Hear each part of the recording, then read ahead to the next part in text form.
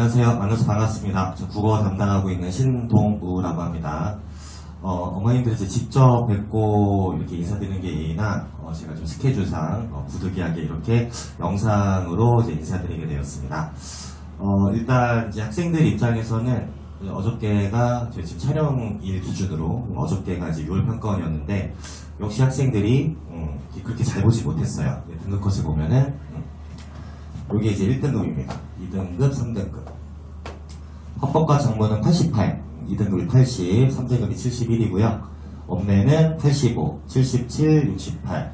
이런 이제 격차가 있는데 이게 이번에만 그런 게 아니라 매년 그래 왔어요. 매년 그래 왔는데 3점 정도에서 4점 정도의 격차가 이렇게 났습니다. 왜 그러냐면 화작 선택자보다 업내 선택자가 상위권들이 많아요.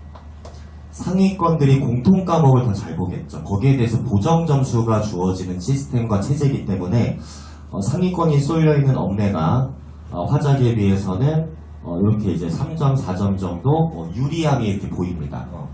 그래서 내가 문법에서 한두 문제를 더 틀렸다고 해서 화작 학생들보다 더 못 본 건 아니에요. 이게 이제 원점수가 똑같은 겁니다. 그러니까 원점수 요게 이렇게 하면 이제 표준 점수가 똑같아요. 88과 85가 결국 이꼬르가 됩니다.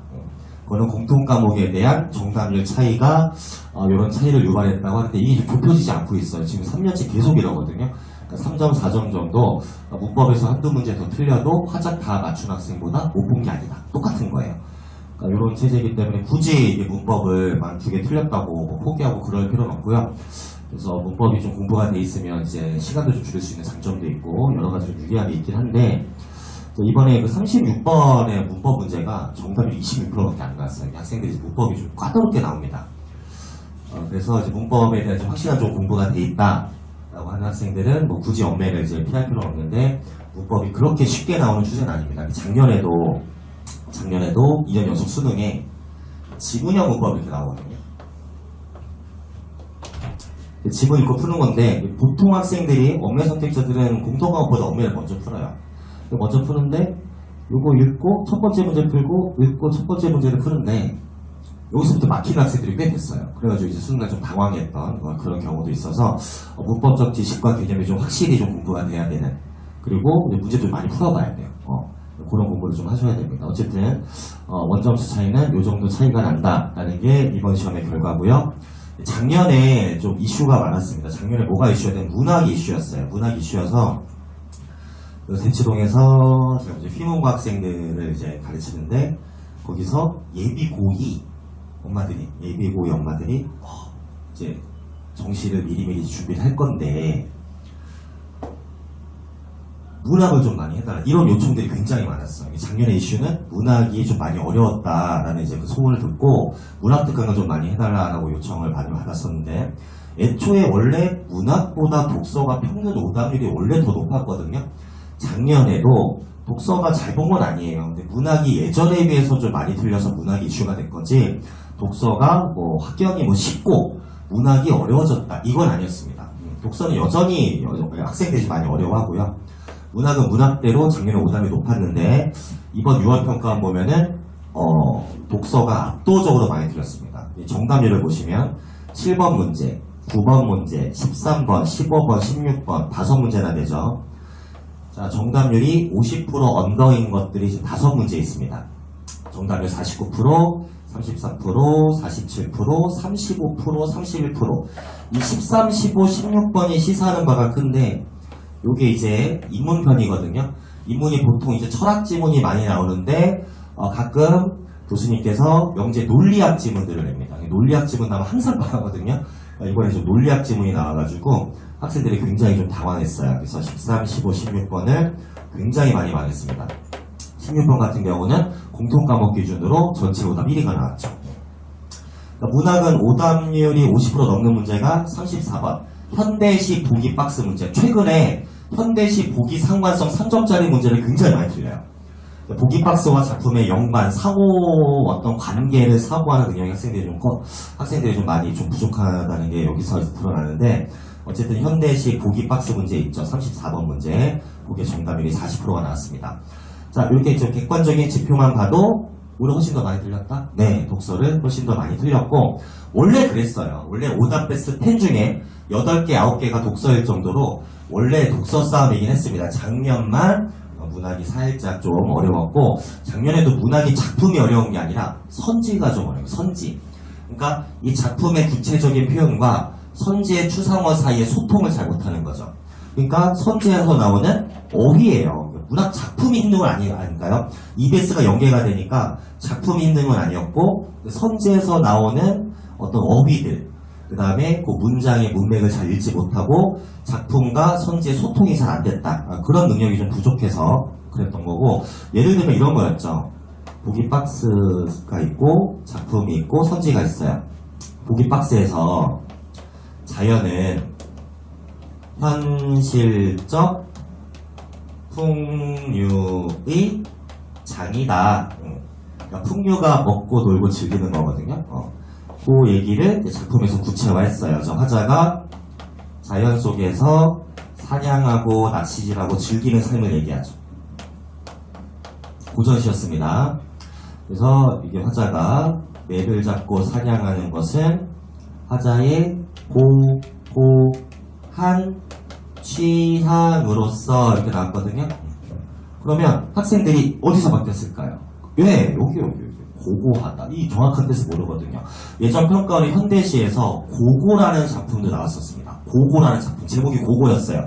그럼 기출공부를 통해서 고고가 무슨 뜻일까? 이런 좀 관심을 좀 가졌다면, 학생들이 그 어휘에 대해서 궁금했으면 좀 관심을 가졌다면, 이 선지는 결코 어려운 선지가 아니었는데 작년 9평 오답 1위가 여기서 나옵니다. 문학 오답 1위가.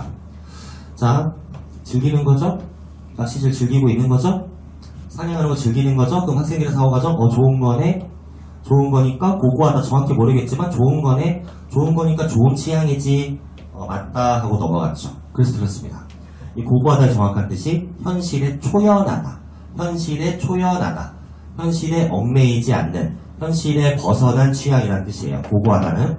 그럼 현실적 풍류의 장이라고 했으니까 고고한 취향은 아니지라고 사고를 했어야 돼요. 굉장히 현실적인 취향인 거지라고 사고를 했어야 되는데, 고고하다 어휘 뜻의 축자적 의미를 정확히 몰라서 학생들이 이렇게 틀립니다. 그래서 국어는 첫째도, 둘째도, 셋째도 무조건 어휘예요. 한자 어휘거든요. 저는 학생들이 공부를 못하고 무식하고 멍청하다고 생각하지 않아요.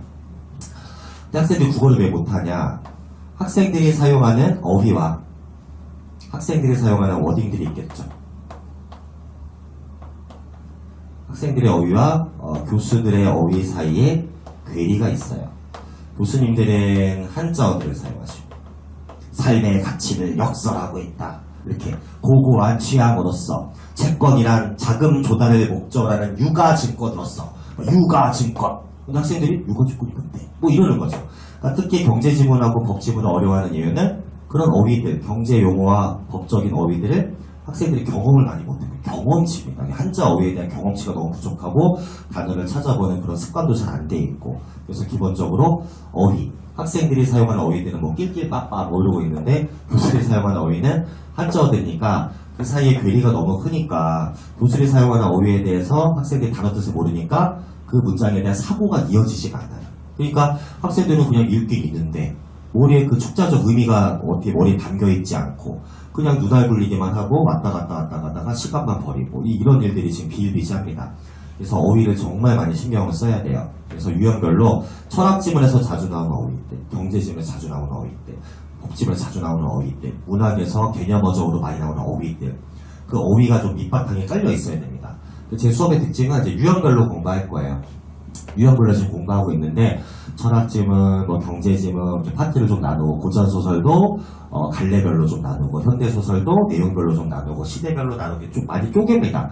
쪼개서 어떤 식으로 감상을 하고 어떤 식으로 이해하고 읽어야 되는가 라는 방법론적인 것들을 많이 알려줘요. 그래서 유형별로 어떻게 해야 되는가, 그러니까 제가 다 잡아주는 게 아니라 너희들이 잡을 수 있는, 혼자 잡을 수 있는 능력이 있어야 되는 거 아니냐. 그러면 저는 강사의 덕목이 방향을 좀 잘 제시해주는 게 중요하다고 생각합니다. 그래서 어떻게 해야 되는가, 방향을 잘 잡아주고 꼭 필요한 어휘들, 이 어휘를 보고 어떤 사고로 이어져야 되는가, 어떤 그런 식의 이제 방향을 가지고 학습을 좀 해나가고 있고, 이제 여름방학부터 컨텐츠는 제 컨텐츠가 아니라 시대인재 컨텐츠로 합니다. 그래서 학원에서 이제 좋은 기회가 돼서 시대인재랑 좀 계약을 잘 하셔서요. 덕분에 아주 좋은 컨텐츠, 대치동 학생들이 많이 하고 싶어하는 시대인재 컨텐츠로 이제 수업을 하는데, 교재 보니까 좀 괜찮아요. 문제도 있고, EBS 정리할 수 있는 자료도 있고, 매주 실전 모의고사 훈련할 수 있는 자료도 돼 있습니다. 그러니까 결국 올인원이라고 보시면 돼요. 그래서 이제 하반기 때는 이 콘텐츠 하나만 가지고도 모든 게 다 해결될 수 있다. 굳이 딴 거 안 사도 다 해결할 수 있다는 거고, 이런 것들을 이제 미리 먼저 풀어보라. 그래서 방향을 좀 알려주고 미리 풀어보라고 하면 학생들이 풀어왔을 때 제가 좀 어려운 것들, 또 어떻게 써야 되는가, 너희들이 한 거랑 제가 한 거랑 비교해서 어떤 식으로 내가 사고했고 뭐가 부족했는가를 수업마다 좀 깨닫고 할 수 있는 그런 방향을 가지고 쭉 수업을 진행할 예정입니다. 그래서 나름 제가 또 재작년까지 메가스토브 고3 온라인 강의까지 했고, 그래서 메가스토브에서 최상위반을 제가 다 했었거든요. 그 정도로 의대생들을 보내야 되는 실적 있는 반들은 저한테 맡겼을 정도로 제가 그쪽에서 좀 중요한 역할을 좀 많이 했었어요. 그러니까 그 대형 학원에서도 그 중요한 반을 아무한테나 맡기지 않았다는 건 저에 대한 신뢰가 충분히 있었던 거고, 지금 학생들도 만족도 높게 지금 잘 가르치고 있고 실제 점수도 많이 올라가고 있는 추세입니다. 그래서 믿고 맡겨주시면은 제가 하여튼 수능 때까지는 걱정 안 하셔도 될 정도로 좀 밀도 있고 좀 체계적으로 학생들하고 잘 소통해 가면서 수업을 계속 잘 진행해서 수능날 꼭 웃는 모습으로 마주 볼 수 있는 그런 날이 올 수 있게끔 제가 최선을 다해서 지도하도록 하겠습니다. 제가 시간적 좀 제한이 있어서 이렇게 좀 짧게 인사드린 거 여러 가지로 좀 죄송드리고요. 하여튼 믿고 맡겨주시면 정말 최선을 다해서 지도해서 하여튼 뭐 어쨌든 결과가 좋아져야 되잖아요. 그쵸? 그래서 그 결과를 꼭 만들어줄 수 있는 그런 강사가 될 수 있도록 정말 노력하겠습니다. 궁금하신 점 있으시면 원장님이랑 또 이제 학원 측에 문의하시면 될 것 같습니다. 지금까지 국어 강사 신동훈이었습니다. 감사합니다.